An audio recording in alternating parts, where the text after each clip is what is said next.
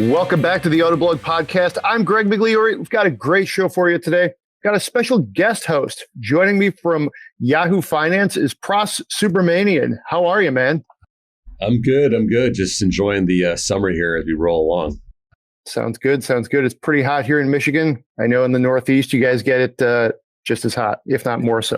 But good time to drive some cars, right? Yeah. I mean, it's like the wonderful time that we have here now. So we actually have a bit more time to do it and better weather. So very exciting. Exactly. So, we got a great show for you. Let's dive right in. We're going to talk about the Kia EV6, the Nissan Frontier, Land Rover, Range Rover, and the Volkswagen Taos, which is actually sitting in my driveway right now. So kind of a robust drive section.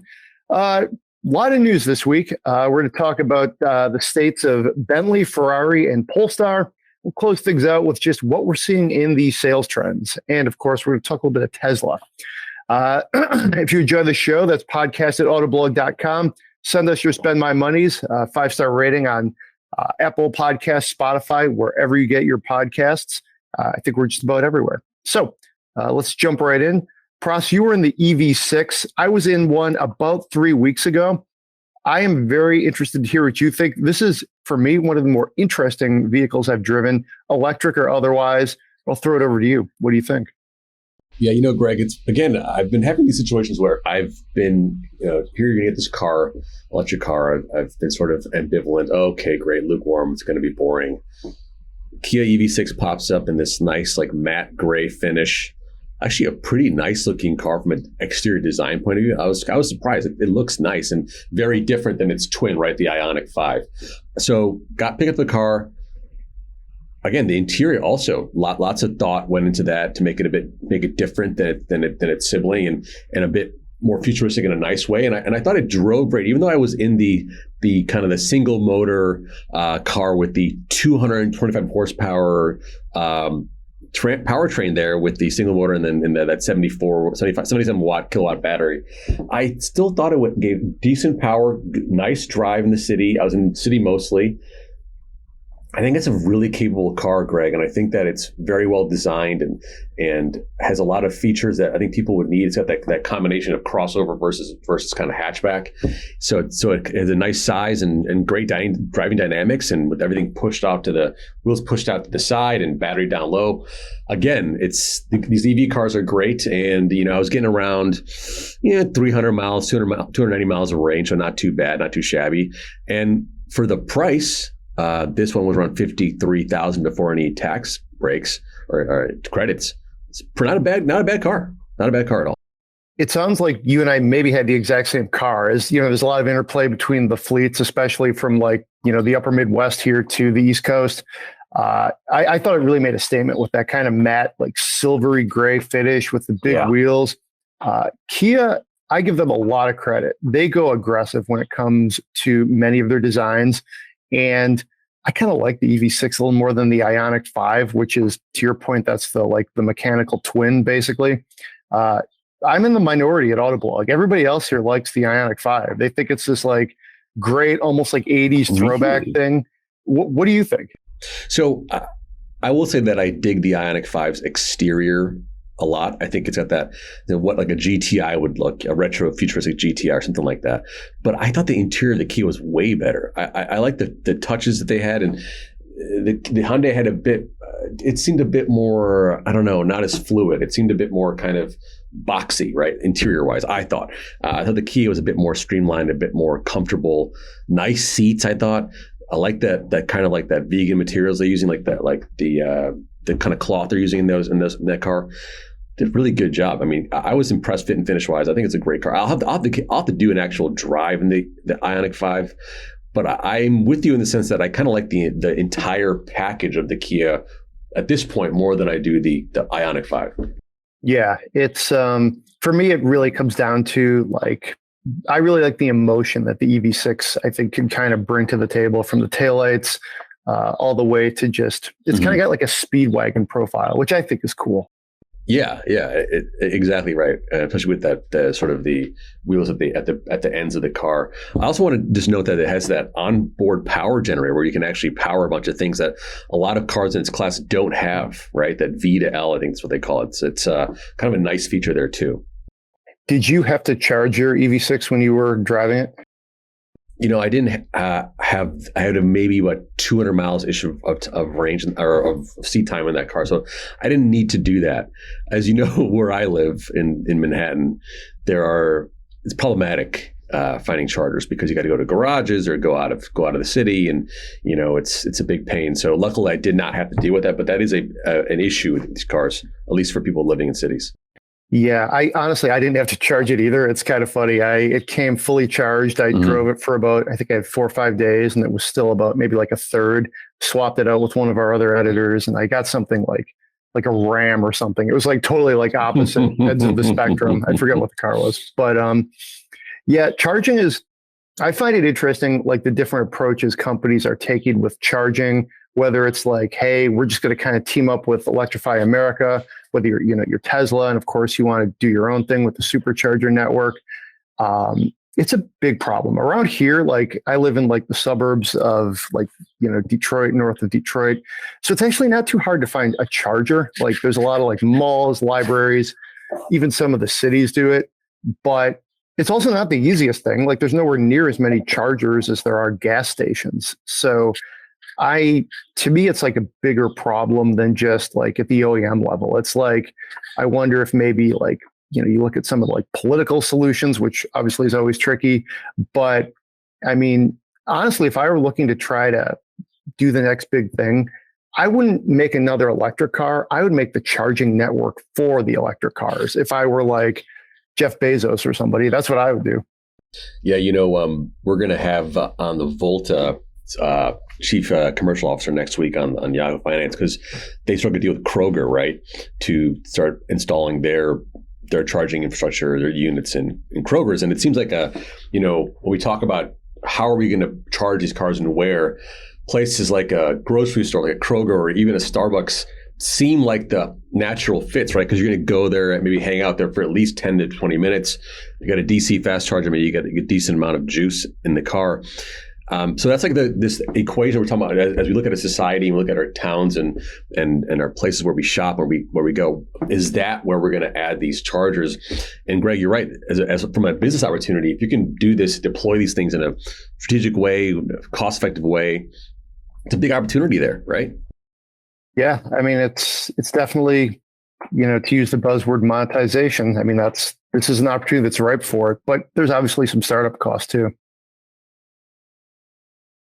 I mean, we're looking to monetize things. So yeah, I mean, hey, that's, that would be one way to do it. Get the word out. Yeah. How about we shift gears over to the Frontier? It's been a while since I have driven one, but I generally liked it. This is like Nissan really let that old generation of the Frontier run for forever. Then they rolled this out, made them immediately more competitive. Interestingly, there's still some of the underparts, the underpinnings of the old Frontier still live on with this thing. So I'm curious, what did you do with this? Did you go upstate? What did you do? So, kind of an interesting story here with this Frontier, because I'm a fan of these mid-size pickups, and they're the right size, really, right? So at the New York Auto Show, I met with Nissan's head of design, Alfonso Albesa, and we're talking about their new electric car, which now the name escapes me. The Aria. Yeah, the Aria or whatever. Aria, and other cars there. And then I mentioned to him, I was like, hey, Alfonso, what about the new Frontier? He's like, that's my favorite car. He's like, I designed that to kind of give it a very Japanese look. The new one, at least, it's a very Japanese. He said he almost had even anime kind of look, like you'd see in an anime, and with that kind of like very squared off front and almost like the homage to the hard body Nissan trucks of the past. And I was like, so he was really excited about it. So I was like, I got to get in this car, get in this truck, and I did. And Greg, I got to tell you, I was in the Pro 4X model, the all-wheel, the all-terrain, whatever you want to call it, off-road model. I thought it looked great. I love the design. inside a welcome update to the interior, right, which is so dated. Now it's kind of up to like where, you're kind of like Tacoma style, right, at that level. Very nice, powerful engine. It's funny. It drove when I got in, drove it. It definitely is a truck, right? I don't know what you think, Greg, but it felt like a truck. It was very like body on frame. Like you turn the steering wheel, you get a turn a little bit later. But I thought the good power, 310 horsepower from that 3.8 liter V6. Good power. That 9-speed transmission, very smooth. You get the part-time four-wheel drive. I thought it was a great truck, and I think it's a great size. And we took it upstate. Wonderful up Hudson Valley, no problem at all. Little dirt roads here and there, was handled, of course, no big deal. I think it's a really compelling package in that, competing against the Colorado, the Tacoma, and others like that. So I like the Frontier a lot. I agree with you. My son drove it, and he likes trucks because, of course, little boys like trucks, right? And at first, I kind of wondered, would they keep that kind of truck dynamic here? And I think they fully captured that. I think it looks pretty good too. It's kind of like a tough looking truck. It looks way better than the old one. I think it's very credible in the segment. Would I say it's the best? I wouldn't. I think there's a lot of things in the midsize truck segment, which is, I think it's my favorite truck segment. If I were looking to get a truck, I would think, one of those. I know we're going to see a new Ranger coming up, which will like update that truck, which is quite old. It's from, I think, Australia originally, which I'm really interested to see what they do there, because I actually like the current Ranger, old as it is. But I mean, long story short, I think the Frontier was not competitive before. It was like a value play. If you wanted a truck for like, what was it, like $18,000, $20,000, you could get it. If you wanted a truck from 2008 or whatever it was. Yeah. But now, it's right in there. It's in the mix, I think, with like, it's tough to rank them. Let me throw a surprise curveball at you. What would you say is the best midsize truck right now? I was a fan of when the new Colorado came out. I liked that truck a lot. I thought it drove really smooth and had the right package, and that tried and true V6 was fine. The new Ranger, or I should say the Ranger that came out recently here, I liked it, but I thought it was kind of plasticky, and I think it, like you said, the design was a little old, and nice power right from that turbo engine, but it just didn't totally capture me. I know the Tacoma is just like your benchmark straight away, like kind of has everything you need. I'm not impressed by the power, though. It's really kind of, it takes a while to get going. I think right now, I would have to say the Colorado and the Frontier are my favorites right now in that segment. I'm really looking for the new Ranger, because we just saw the Amarok, the new VW Amarok, which is based on that thing, looks hot, right? So if it's going to keep better interiors, comfort and features, better power, I think that could be a really big. The Ford Ranger could be the top of the line there. But as of right now, the Frontier and Colorado, I think, are my favorites.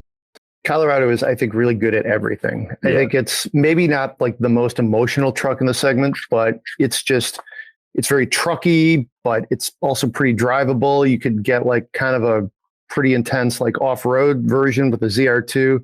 Yes. Big fan of the Colorado. I think almost illogically, I still like the Ranger a lot, but metrically, like to your point, if you like, we actually have an Autoblog score sheet where we grade different parts of the vehicles.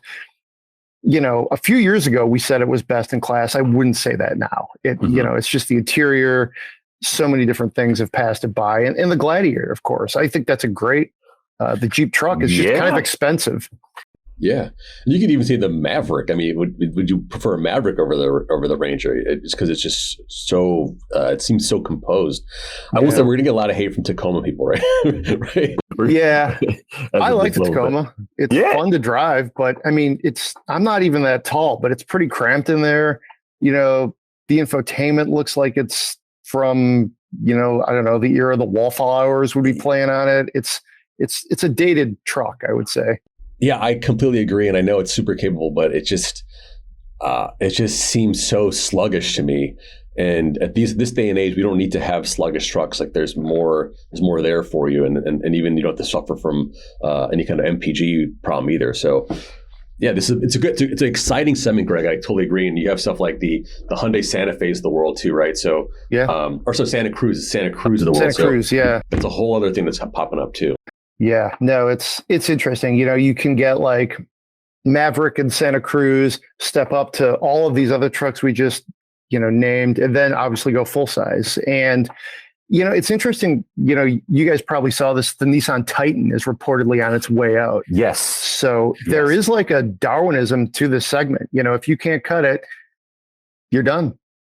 Which seems kind of crazy, right? Like you're going to kill the full size or pseudo full size truck, that Titan, that it seems like you need to have in America to compete, but seemingly people aren't buying it. I mean, you're just going Tundra, you're going F-150, you're going Silverado. I mean, and Ram, of course. Like, is that it? There's no more room for the Titan?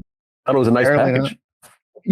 I thought it was a decent truck. I would probably put it right in there with the Tundra as far as like, ranking them behind all of the Detroit trucks.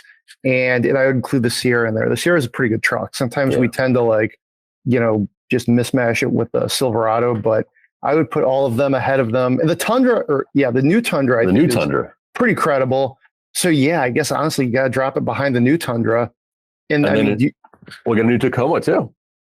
I mean, at that point, what are you even doing? Like you've got trucks of different sizes and shapes kind of coming at you. You're really caught in like a pincer movement. And I mean, from a business standpoint, I could totally see like just draw the line and say, hey, we're only selling this many. It's making this much money.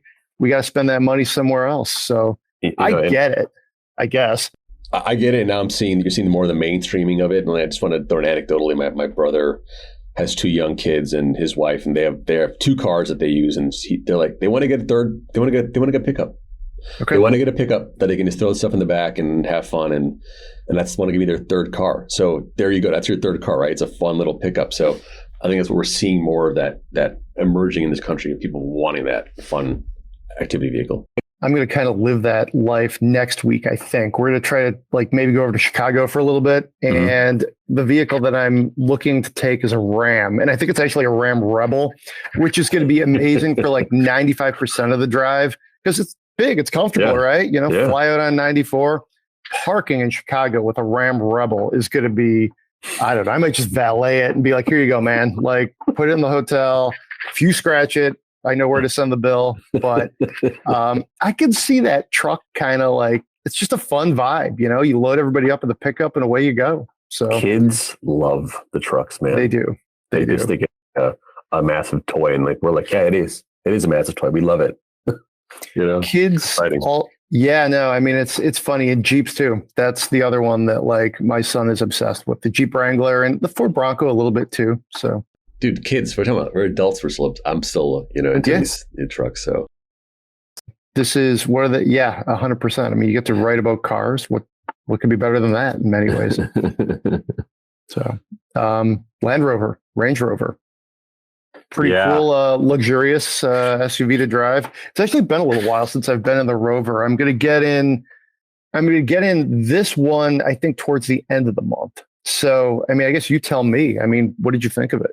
So I just got out of it actually over the weekend, and so it's pretty fresh in my mind. And a few things just off the top of my head. I mean, the design of it is got this futuristic vibe, right? Like hardcore. Recent Range Rovers have kind of been edging more towards this design philosophy of very clean, not so much rugged looking, the old school LWBs of days gone by, counties of the past. Again, it's very futuristic vibe, and especially now with the new Range Rover, because it's going to be the all electric at some point. I think in 2024. So you have this really modern look. Ultra luxurious inside, right? This is the first edition model. It's got leather headlining, it's got leather everywhere. I got to say the drive, this was a pre-production build, but it felt very, very production. The drive was like a magic carpet ride, right? That almost like the Rolls Royce sort of floating on those air suspension, absorbing all the city ruts and cracks and potholes. It was just so smooth, composed. Yeah, it's a bit wallowy if you're trying to drive it slightly aggressively, but it's just so comfortable as a daily driver. My God, I can't imagine. You just get in that thing, you just sink into it, right? The seats are so comfortable. I have 520 horsepower around that, so that you're not lacking for any power there for a car that's weighing 5,000-6,000 pounds. So I was very impressed. This is a very expensive car. We're talking about a car that operates in the Mercedes the GL the wagon. Is it the GLS wagon? I'm sorry, the SUV, the top of the line SUV. The Yolanda wagon or the GLS, I guess. Oh, the GLS. Yeah, the G wagon's another thing, but yeah, it's in that same level of price. But it's ultra luxurious. You can get chauffeured in this thing. It's an amazing animal. But we're talking about also the future of Land Rover. It's they're hinting at this is where it's going to be, or we're going to go EV at some point. Even though our customers love the cars as is, they're going to offer that car in an EV, and it has the looks of that. Interesting. Okay, when you look at Land Rover, how do you think they're sitting right now in that kind of luxury marketplace? And this is kind of like I guess a preview for where we're going to go next here. Mm-hmm. But I mean, you think they're in a position of strength? I mean, generally when I drive their products, I find them to be interesting. They're always different, more interesting than if you wanted to get I think the Germans tend to have they have their mold, if you want to get a very expensive Ford Expedition or something, you could argue that's luxurious. I think they have an identity, but I mean, it's tough out there. I mean, what do you think? I think that they are in I would say a good and bad position where they're extremely popular, right? People buy or want the Defenders. They want the new Range Rover Sport. Their Range Rover fans are there. They're not going to go away. From what they were telling me, people at the company, and this is no open secret, it's the fact that yes, we have to go EV because that's where the market wants us to go. That's where the future is. But our customers say, don't change anything. They're literally telling them, don't change anything. We like how things are. So they have this sort of customer base that's very old school. They're upper crust. They got money, but they don't necessarily want to maybe go full EV right away. So they're trying to thread that needle where they're going to say, okay, we're going to offer these cars in both standard powertrains, but also we're going to start going EV with the Range Rover and Range Rover Sport, right? Those are the two models that they're going to go EV by 2024. And then they want to have something like 6 EV models by 2026 and then be sort of 60% EV by 2030. So their sort of goals are not as aggressive as the rest of the industry. So, but I can see why. They're trying to go to the future, but also they're trying not to piss off their very, very particular clients. Yeah, no, it's interesting. And of course they're owned by Tata, and that's a pretty big industrial conglomerate. So there is money there if they need to pivot. They have sort of a sibling brand with Jaguar. So, it's interesting. I'd ask you that, Greg. I mean, I'm curious about what you think about Jaguar, because to me it seems like a brand that's sort of floating around and doesn't sort of have a vision yet as to what it wants to be. I was just in the UK I was at Goodwood, and it's funny, you see a lot of Jags on the road because it's a British marque that they like. You don't see any Jaguars around here, right? I mean, it's so rare, other than SUVs. It's interesting. We see a few of them. You might see more Jaguars around Michigan than you might expect. You do see a lot of the F-Pace, which is probably the one you see the most of. I actually feel like Land Rover is in a better spot because, like we covered, they do have an identity. For sure, yeah. And the Defender, I think, is really, really a nice vehicle. That's one of the more interesting ones that I've seen in a few years. It was nice. They took almost a little more of a subtle take on that rough and tough off-roading segment. But with Jaguar, it's I know they're talking electrification, but to me, Jaguar is a sports car brand. And the F-Pace is I believe their best seller, right up there with the E-Pace. The E-Pace to me is invisible in that segment. It's smaller. It has less of an identity. It's not really any of the things that Jaguar needs to be. So I personally think they need to get back to having another car in there that's at or near the best of class. It can be electric. I don't care. Style it up, make it beautiful. And that's what Jaguar is. I mean, not many people buy Jaguars for the engines, to be honest. Usually the stereotype is well, it's a Jaguar. You got to have another one for when it doesn't start. I think they've since put that mostly behind them. But I mean, it's only been fairly recently that Jaguar is really gotten into this almost hot rodding. I drove an S-Pace SVR with a 5-liter V8, which is just amazing. I left a hole in the ozone layer behind me.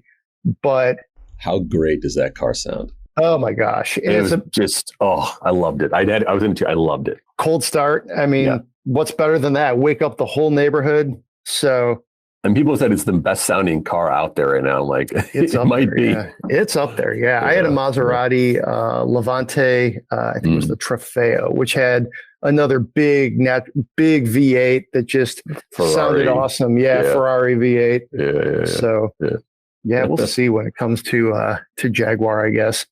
But yeah, we'll close things out real quickly. I'm in the Volkswagen Taos right now. Small crossover. Mine has the 4Motion all-wheel drive. It handles really well. It's got that pretty nice interior. I like the steering, if you will. Plenty of room for just like a small family. It's very usable. Powertrain's a little weird. I've noticed that in Volkswagens lately, just with like the engine and the transmission. It seems like, I don't know, there's a little bit of a delay at times, which bugs me. I've sort of solved that by driving in sport mode all the time, which kind of keeps the shifts a little quicker. Really nice looking thing. It's bright red. So it's, I don't know. I mean, it's a small crossover. It's sort of unremarkable, but I'd say it's competitive. You have 2 kids, yeah? Just the one. The one. So this is probably perfect for him, but not for 2 is how I would put it. That's what I was going to ask. Like, you think it'd be a bit too tight for 2 kids? And is it a DCT? Like, what's the deal with that? Is it kind of like, is that why it's sort of hunting around, or? Yeah, it is let me pull up the specs real quick and I can give you the full deep dive here, but it's, it's one of those things too, where I almost feel like they kind of like went off the shelf with like everything here, so to speak. So it's just very like Volkswagen-y in every sense. And it's like right kind of in I would say like the middle of the segment, if you will. Here's why I think this is what bugs me the most is it's a 1.5 liter. That's what I was looking for, 4-cylinder. So respectable and it's fine, but it's a 7-speed DCT. That's what I was looking for. I was thinking it was a 9-speed for some reason, but no, it's a 7-speed. And it just, those two don't seem to play nicely, in my opinion. I think I like a dual clutch is great. That's fine. In many applications, in fact, but I don't know. I think it might just be, it's the small displacement engine with, the dual clutches trying to fight it out. It's not great. It's 1.5 liters. 1.5 liters. Yeah. I mean, that's probably the overarching problem. It makes a big difference, right? As we still kind of linger with the gas powered engines, it's this to get smaller and more efficient, but then they also let's move, let's go. Yeah. At some points. It's funny. I was actually changing lanes in the Taos, and sometimes I was listening to sports talk. I was exactly in my lime rock mode of driving. Let's put it that way. Get over, nail the gas, and this guy in like a Honda, I think it was an Accord, was just bearing down on me. I'm like, yeah, it's fine. You got room here. And I'm all this time sitting there like, okay, come on, dual clutches. Let's get this thing in gear. We got to go. This guy's coming at you. So, I didn't think I was in a McLaren, but this thing's a little, I don't know. I will say this, it looks pretty good. I think Volkswagen design in recent years is, it's a nice look. I think they've done a good job of creating this kind of it's like very blocky isn't the right word, chiseled, to use that cliche. But if you don't want to spend the money on an Audi, it's there for you. I was just thinking, it's it's Audi is the big brother, right? Because the design language is like, they're more about the hard edges, not so much the curves. And I kind of think that's a nice look as we kind of progress into the 2020, mid 2020s here, and they move on. VW, Jesus, how much are they investing in their future? So the Taos and also the Tiguan. I have a friend that has a Tiguan. He says he'll never buy another car ever again. He just wants to keep buying Tiguans over and over again. These guys just it's comfortable. It takes me to A to B. It's good. Okay, fine. You don't care. Volkswagen buyers, I think, they can be very loyal. So it's funny. I have a friend too who has a Jetta, and it's like the newer Jetta that's a little more sedan as opposed to the hatchback from I think of college and high school for people driving Jettas. But he's in no hurry to get rid of it. I'm like, hey man, you could get something a little better here. He has 2 kids and, we'll meet up for golfing and like, there's 2 car seats in there. I'm like, but so to your point though, people are like, they're loyal to Volkswagen, especially if the cars keep running and their reliability is like, okay. The whole diesel thing maybe had some issues with their quality and just in general image and environmental friendliness. But that just reminds me of one quick thing, Greg, that I want to say about the Range Rover. I took it to a Cars and Coffee. Oh, nice. I was at this over the weekend. A couple Range Rover fans came up and they said, "Is that the new one?" They were all excited. The one thing they all said to me, these guys were like, "Yeah, I used to own a Range Rover, and I sold it right before the warranty ran out." Like they knew, like, I do not want this thing. So that's a problem, right? That's a problem. Move. Yeah, they were afraid, deathly afraid of that. Yeah, no, that's a good move. Well, should we talk some news? Yeah, sure. All right, let's jump in. You did a piece recently on Bentley and just what's kind of going on with them. We've got 3 different brands here in the news segment. Rather than just kind of like run through different like little nuggets of news, we've both Autoblog's been covering some of these things. Polestar just did an IPO. Ferrari's made some news about mainly being like they're still going to offer you some ICE options under the hood for a while.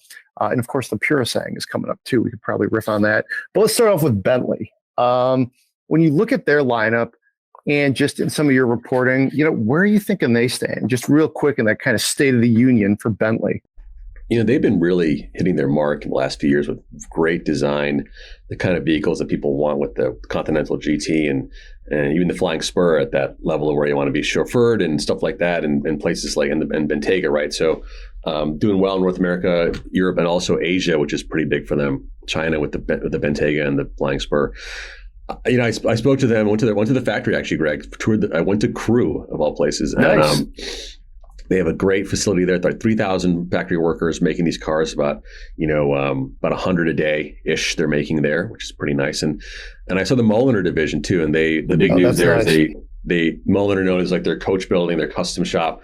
They want to basically make Mulliner like a sub brand of Bentley, where all the highest end cars, like think like the M cars or like the AMG cars, will be the Mulliner Bentley cars. So they're sort of differentiating the brand in new ways and thinking about expanding the brand. And of course, they're going to go all electric, right? That's their goal, and I think it works well for them. You're talking about performance and comfort and quiet. A very, very kind of quiet ride. And so for the Rolls Royces and Bentleys of the world, maybe electrification works because it's sort of like where you want to be as a ultra premier brand. So I think they're in a good spot, the driver's seat, great place for them right now. With VW ownership, they're going to have the money to invest and people are, I think they told me people are excited about an EV future too. Yeah, no, I think that's true. I drove we talked about this a couple shows ago. I drove the Rolls-Royce Cullinan recently, and I tended to think, talking about Magic Carpet Ride, that's another brand that I like Bentley. I feel pretty optimistic about their future, and they live in these places where the business case, as long as you sort of have it and you have the identity and the vision, you just kind of got to plug in different things. Like, okay, we're going to go EV now. We're going to do this. We're going to do an SUV finally for both of them. But yeah, I mean, it's just a side note. The Cullinan was pretty awesome. Have you ever driven a Rolls Royce? You probably have. I have. Yeah. I've driven the Cullinan too. And I've taken people in it, and they're like, what's the big deal? It's Rolls Royce. So why is so much money? And if you ride in it and you're like, oh my God, okay, I understand. I can't hear anything. It's completely cocooned. You're floating everywhere. This is how motoring is. You can't believe it. And if you drive it, then you're like, well, this car is actually fun to drive. I mean, it's just so laid back. Totally shocked by that, but exactly. And I even did some of the black badge cars that are the ones that are a bit more heightened. And they do the right mix of, we'll give you a little bit of performance, but it still rolls, right? And you can drive, right? You can drive the car 8 hours and not feel fatigued at all, right? You just get out, you're like, oh, no big deal. No, you're paying for it, but it's just such a world of motoring that only they kind of occupy, right? It's just unbelievable, to me at least. I was honestly you are totally correct. I couldn't believe how easy, I guess to say, it was to drive. You could see out of it. The steering is like basically kind of light. So it wasn't like intimidating. And this is something that is like, it's like basically Chevy Tahoe sized. And the Tahoe is a little bit of work to drive. I think it's actually bigger I forget if it's 4 inches wider, I want to say. So it's a big vehicle, the Cullen is. So, yeah, I don't know. This is hilarious. I almost am looking forward to driving the, different roles to see, if it has that same dynamic. Yeah, the Cullen has that sort of, the split back where you can set up the seats and watch the polo match or whatever people do with those cars. So it's all lifestyle. Did yours have the whiskey decanters? It did not, unfortunately. But I heard you got that. You can get the champagne thing in the middle, in the back, right? It's all. I love the fact you can push the button to close the door, though. That's like, to me, that's super cool. After that, I never once pulled the door. I just pushed the button. Oh, 100%. Yeah, my kid learned how to do that. He was just like, "No, I got it, Dad. It's the button." Okay, cool. We had a Maybach, S-Class Maybach a while back, and that has silver-plated flutes in the back too. So if you're at a certain income level, you can really get some nice drinking wear in your cars. The problem is the flutes they took them out because of COVID, like just a couple of years ago. They were like, we decided there's like some liability and like, sharing cups literally with like world traveling automotive journalists. Plus like it's like silver. You can't just throw it in the dishwasher. So those are a little tough. I remember a few years ago, we had one of these, and I had a few, like 8. And I got in the back of one. I opened up like a LaCroix and started drinking it. And I remember this is like 2014. Our video guy was like, "Sure you want to drink out of that? Like, you know who drove this thing last?" And so a totally different world on so many levels. But, anyways, let's talk Ferrari. I don't know if they come with flutes. They probably do if you ask them and you're rich enough, right? But just some news there. They're going to stick with some ICE options under the hood for a while. And we also know the Purasang is coming very soon, which is sort of their version of I'd say it's more of a crossover than an SUV. But I think they're in a solid spot too. So, what do you think? Yeah, they had their Capital Markets Day earlier in June. And they talked about sort of like they want to aim for 80% battery EV sales by 2030. And they had some very loose sort of guidelines about, we're going to release a electric car, I think in 2025, right? We're going to show it to you guys. But they're really dragging their feet in terms of, they know, if anyone knows their customers, they know what their customers want. They want those stonking engines that, I think Benedetto, the CDO, Benedetto Vigna, the CEO, talked about how like some guy, I'm going to butcher this, but he told us about how he delivered a car to one of their owners, and the guy literally cried after hearing the engine. So it's like, these people are so passionate about these cars, and I think they're just freaked out about, if we go all electric, it's like we're going to miss that sound, that emotional part of our ownership experience. That being said, they got to go electric. They've already been doing that with hybrid supercars, right? They've already adding hybrid technology, so they'll probably do that for a long time, and maybe throw a bone to the EV people and, hey, here's your EV whatever. Maybe it'll be like a Grand Touring car. I have no idea. But the Pure Sangway, that's been. You tell me, Greg. I feel like why is it taking so long? Like they're just losing out to their competitors at this point, right? Yeah, it's interesting because I think it's like anything, where there's like people have different priorities. I sort of feel like it's not a huge priority for Ferrari. I feel like they, exactly. Look at all, since we first like saw it, if you will, or like learned of it, how many things have they rolled out like in the interim? So, I can't even keep track of all the cars they have. Yeah. And that's good for them, right? Your Ferrari, like we talked about Jaguar a few minutes ago. Where are the cars with them? With Ferrari, they're like, yeah, we're working on the SUV. Don't worry.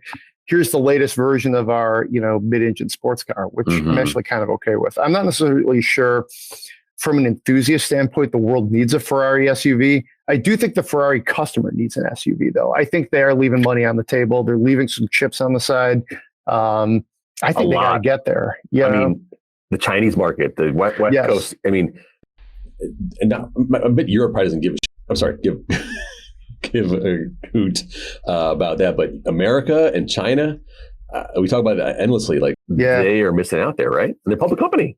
Well, if you look at like the Macan and the Cayenne, I would argue if Porsche could do an SUV, and they were among the first too, Ferrari could do one. I mean, like Rolls-Royce is doing an SUV, and arguably they have more of a business case with like the people riding in their cars, and Ferrari probably doesn't. That's like the last thing people want to be thinking. But I mean, they're like, I kind of wonder too if they're a company that's a little hamstrung by their history. A few years back, I went to Maranello and toured the factory. Luca Di Montezemolo was amazing. Amazing. Di Montezemolo was still in charge at that point. And the guy who, you talk about these like iconic CEOs. I mean, he was a guy that was rumored to maybe run for prime minister of Italy. He was literally, I think, Italian royalty. So like, then Marchionni took over. I'm not sure Di Montezemolo left voluntarily, so to speak. And now they've definitely, I don't know. I feel like, again, maybe their history is sort of slowing them down. Maybe there's a reticence there. And it does take time to develop cars. I'm sure they've got to make this one. This one has to be perfect. They can sort of miss on a sports car, and we're all going to still think it's pretty good. If they miss on their SUV, well, that's going to be kind of a fried egg across the forehead, right? Like, you can't miss on this. Yeah, just a couple points I want to make about the SUV. I was going to say, look at Aston Martin with the DBX, right? I think that's a very one of the most sportiest, if not the most sporty SUV I've ever driven in my life, right? In terms of like, it drives like a car. It has the utility that you need. It looks and I think feels great as a car. So, there's the opportunity to sort of go in that direction and be like, this is the Ferrari SUVs. You're going to know where you're in. This thing is amazing. But so the new CEO of Vigna, he's from a chip company, a computer chip company, right? Yeah. So they're hinting like, when they hired him, this is where we're going to go. Is the technology is our future, and that means more. We are going to go to the EV at some point, but that's part of where they see. They're not like talking about like Brits being a car guy. They brought in a chip guy. They're really leaning in on like the electronic part of it, and so they kind of see the future of the brand is high tech. Maybe he'll take them there, kicking and screaming, but I don't know. I think it's we're sort of going to see where they're going to go by just who they have in charge. Yeah, I think that's interesting, and it's worked with like Alan Mulally at Ford. He was an airplane guy who came in. He was great at setting a vision. He was a good CEO. You don't have to be an expert to be a good CEO. In fact, sometimes it helps if you're not. Ferrari has all the money in the world. I honestly, I don't know if they need to go with like a chip guy to be their CEO. They could go buy whatever they need to get their cars where they need to be. I don't know. Plus, they have the whole Formula One thing where they're like making and spending gobs of money over there. The team's finally competitive this year for the first time in like years, basically. So, we'll see. In some ways, I think I could see the F1 team maybe like wagging the tail of the dog a little bit there too. Because it's F1, not like there's no politics there, right? So. I think you're absolutely right. This is the one car company in the world that's so tied to its racing team, that's so strongly tied to it, and the performance of the team that the DNA is so race oriented that it's almost like that's why we're having these issues with why are they not? Where's the SUV? Where's the EV game plan? Right? It's because hey, we still race cars, and that's where we want to be, and that's where clients want us to be.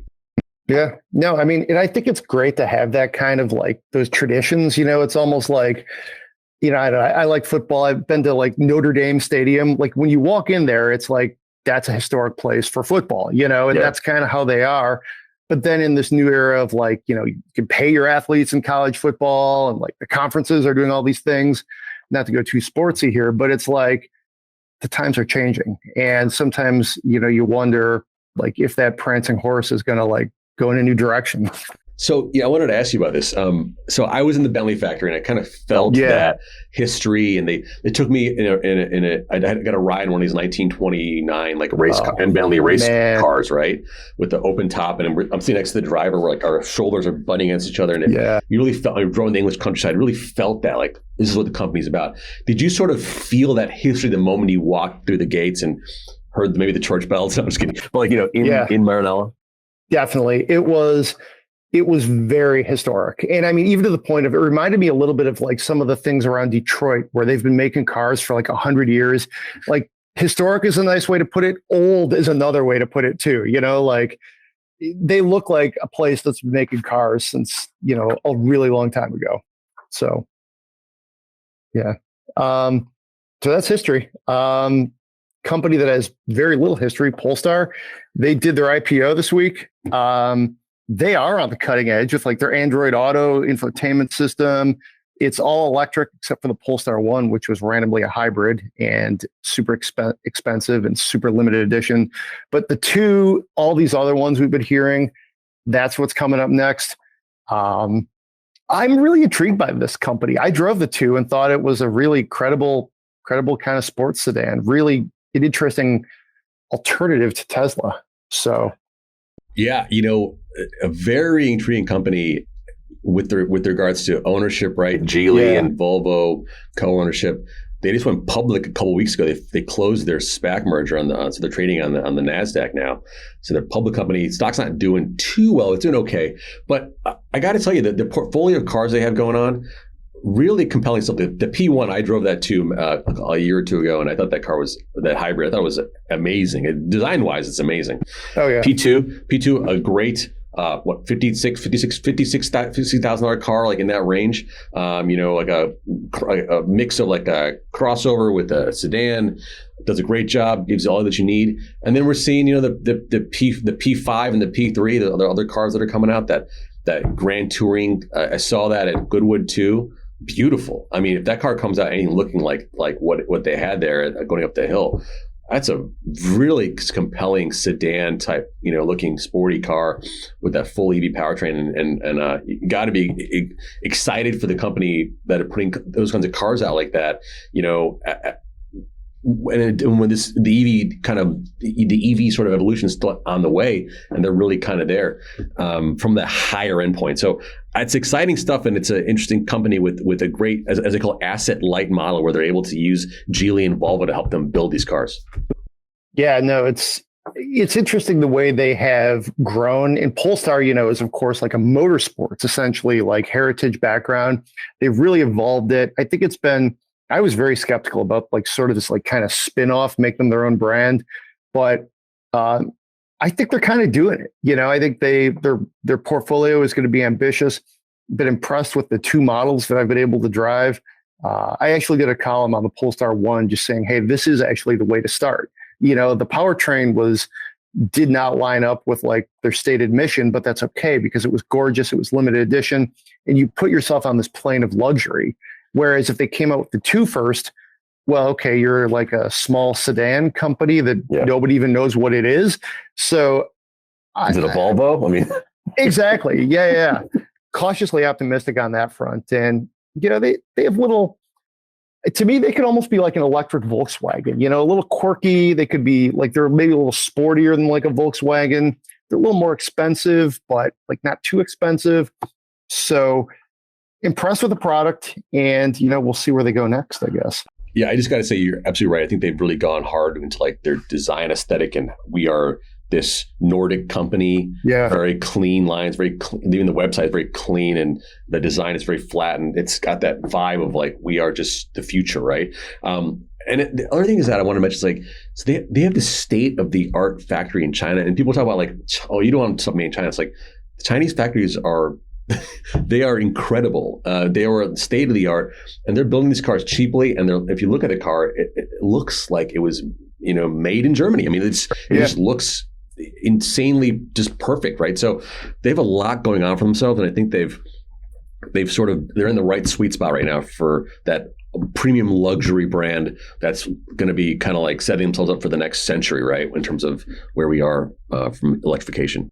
Yeah, and I think they're smart to focus on like, the market in China and the market in the US, and, obviously probably Scandinavia a little bit too. And because you got to, right, if you're Polestar, but like, I mean, that's the way to like make a company like be a success, is take the obvious things in front of you and dial in there. Don't try to sell cars like everywhere and like try to like creep into markets where like Mercedes, Tesla, GM have been dominating for years. Like, don't do that. Just find your niches and go for it. And, we'll see. I mean, I think they seem to have a pretty good plan, and they seem to be getting investment. And, I've been hearing honestly more about them than Volvo's lately, as far as just like from a news perspective.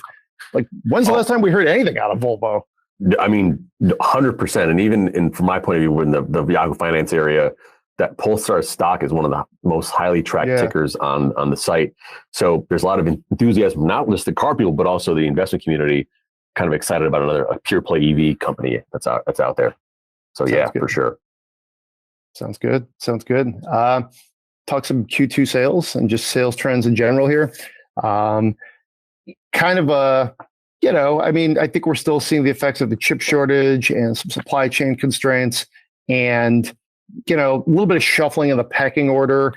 As far as like domestically, General Motors took off Toyota, which Toyota had picked them off for the first time in like ever, basically.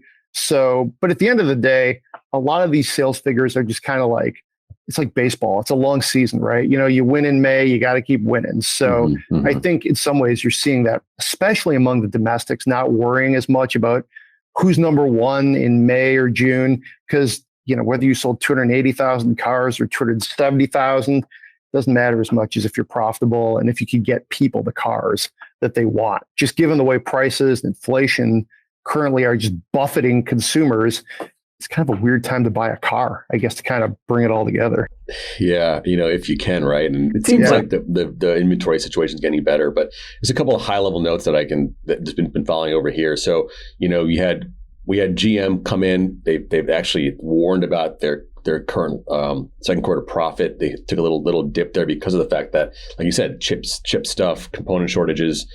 They have something like close to 100,000 vehicles sitting at the factory that they can't deliver yet because of these shortages. So they're waiting to deliver those. So that's sort of weighing on them. But they reiterated their full year guidance. They said, we're still going to make a ton of money. We're okay. Second half of the year is going to look better than the first half. Then you have Ford, right?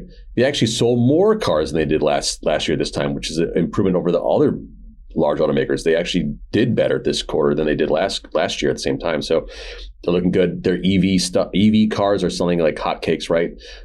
Huge double-digit percentage gains and across those EV cars. Plus the Lightning was on sale. They sold like 1,800 Ford Lightnings last quarter. So that's going on, and that's going on good for them. On the flip side, Tesla, not necessarily the best Q2 in terms of production. They had a lot of problems in China with the COVID shutdowns, and that hurt them pretty badly. But they still delivered 250,000 plus cars, met their estimates, and they had the best June ever. They said in terms of production, worldwide they had the best June ever. China really ramping up. Once we see Austin and Berlin really kind of there. If the demand is still there, which it seems like it is, they're going to be kind of also firing all cylinders come Q3, Q4. And, you mentioned earlier, we've talked about Tesla as kind of like a thread throughout the show. Interesting performance for them in China here in the second quarter. Yeah, they had according to the Chinese Passenger Car Association, this government entity, Tesla had the best June or best month ever in June, delivered nearly 80,000 EVs, which is an astounding amount if you think about over the course of a year. If they maintain that level, we're talking about like 1 million cars. I mean, something insane like that. But the one thing that they're going to do is in July, they have to retool some of the factories. They're going to make some even more improvements. So they're going to shut down Model 3 and Model Y production for a few weeks in July. It happens all the time, right, Greg? In every factory, they do that kind of optimization, retooling. So they're sort of setting themselves up for the back half of the year. But yes, strong month in China. Really, they just, Chinese, it's like, in China, that you can just multiple shifts keep going. Like they're just pumping them out like crazy. Sounds good. It's funny you mentioned that the way the sales are reported in China. When I covered the Shanghai Motor Show a few years back, and I literally had that like bookmarked, that all those numbers, just because you want it before you go to cover the show. You want to see who's selling what here, and it's a different way of reporting than anywhere else. But that also makes sense. I mean that's kind of how it is, and. We had to get visas. It was a very complicated process. I remember I actually sailed through customs because I think I put writer on my thing. That's what I wrote at the time, or editor or something. Mm-hmm. Nobody said it otherwise. but the other guys in my traveling party, some other journalists put journalist, and I didn't think so. I usually put journalist on everything. I just didn't think of it. Maybe I had a few Heinekens on the flight over, and they were like, they had all kinds of issues. Finally, I think the PR guy had to tell them, he's like, look, guys, for you to enter the country, you're going to have to say you work at Home Depot or something. And like it literally, they were like, yeah, we know you're coming to the Shanghai show, but you put the wrong answer here. We can't unsee it. You got to do something different. And that was weird. But it was definitely a life experience covering that auto show. So, I got to make it out there at some point. Yeah, for sure. definitely worth covering. That's all the time we have. We don't have to spend my money this week. We've been talking about summer beers. Do you have a go-to drink you're sipping on during these hot July days? Don't laugh at me, but I've been loving this thing called, have you heard of Sunboy? No. It's a spiked coconut water drink. Let me tell you, I've been loving this thing. Tastes great. Coconut water is supposed to be good for you, right? So yeah. Natural flavors, and they kind of spike it with some vodka or whatever they use, whatever alcohol they use. I'm telling you, man, on a hot summer day, nothing better than a Sunboy. I'm not sponsored by them, by the way. Just letting you know. I mean, hey, if you get an affiliate link in here somehow, I don't know. I mean, that's here I am just sipping gin and tonics like an old man. I guess I need to try something different. Well, some boys early in the day get the G&Ts in the afternoon, so nothing wrong with that. That's true. That drink sounds like something you could do some brunching with, or ease into the afternoon. And hey, whatever keeps you cool here in the summer. Yeah, man. All right. Well, that's all the time we have this week. Thanks for joining us, Pras. It's podcast@autoblog.com. Send us your spend my monies or mailbags if you want to jump in there during the summer months. We can be very user driven. If you got a question, jump in there. We'd love to answer it. Again, 5 stars on Apple Podcasts, Spotify, wherever you get the show. Be safe out there. We'll see you next week.